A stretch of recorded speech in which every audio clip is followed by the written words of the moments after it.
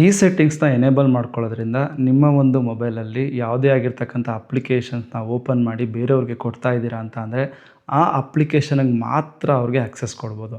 ಅಂದರೆ ನಿಮ್ಮ ಮೊಬೈಲು ನಿಮ್ಮ ಫ್ರೆಂಡ್ಸ್ಗೋ ಅಥವಾ ನಿಮ್ಮ ಫ್ಯಾಮಿಲಿ ಮೆಂಬರ್ಸ್ಗೋ ನಿಮ್ಮ ಮಕ್ಕಳಿಗೆ ಗೇಮ್ಸ್ ಆಡೋಕ್ಕಾಗಿರ್ಬೋದು, ನೀವು ಮೊಬೈಲ್ ಕೊಡ್ತಾ ಇದ್ದೀರಾ ಅಂತ ಅಂದರೆ ಸೊ ಇದನ್ನು ನಾವು ಅಪ್ಲಿಕೇಶನ್ ಪಿನ್ನಿಂಗ್ ಅಂತ ಹೇಳ್ತೀವಿ.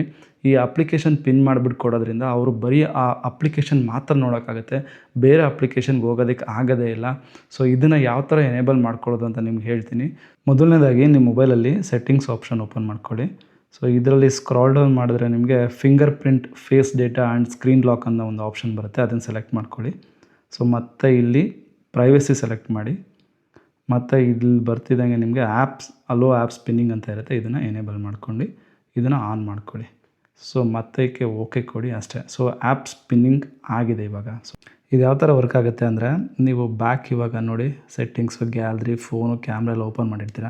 ಇವಾಗ ನಾನು ಸೆಟ್ಟಿಂಗ್ಸ್ನ ಪಿನ್ ಮಾಡ್ತೀನಿ. ಸೆಟ್ಟಿಂಗ್ಸ್ ಸೆಲೆಕ್ಟ್ ಮಾಡ್ತಿದ್ದಂಗೆ ಪಿನ್ ಆಪ್ಷನ್ ಬಂತು. ಸೊ ಪಿನ್ ಆಪ್ಷನ್ ಮಾಡಿದ್ರೆ ಮುಗೀತು. ಸೊ ಮತ್ತೆ ಇಲ್ಲಿ ಗಾಟ್ ಇಟ್ ಕೊಟ್ಟರೆ ಅಷ್ಟೇ. ಸೊ ಇವಾಗ ನೀವೇನಾದರೂ ಈ ಸೆಟ್ಟಿಂಗ್ಸಿಂದ ಮತ್ತೆ ಬ್ಯಾಕ್ ಹೋಗಬೇಕು ಅಂತ ಅಂದರೆ ಸೊ ಯಾವುದೇ ಕಾರಣಕ್ಕೂ ನಾನು ಎಲ್ಲ ಹೋಮ್ ಬಟನ್ ಆಗಿರ್ಬೋದು, ಬ್ಯಾಕ್ ಬಟನ್ ಆಗಿರ್ಬೋದು ಎಲ್ಲ ಪ್ರೆಸ್ ಮಾಡ್ತಾನೆ ವಾಪಸ್ ಹೋಗಲ್ಲ. ಸೊ ಈ ಒಂದು ಅಪ್ಲಿಕೇಶನ್ಗೆ ಪಿನ್ ಆಗಿಬಿಟ್ಟಿರುತ್ತೆ.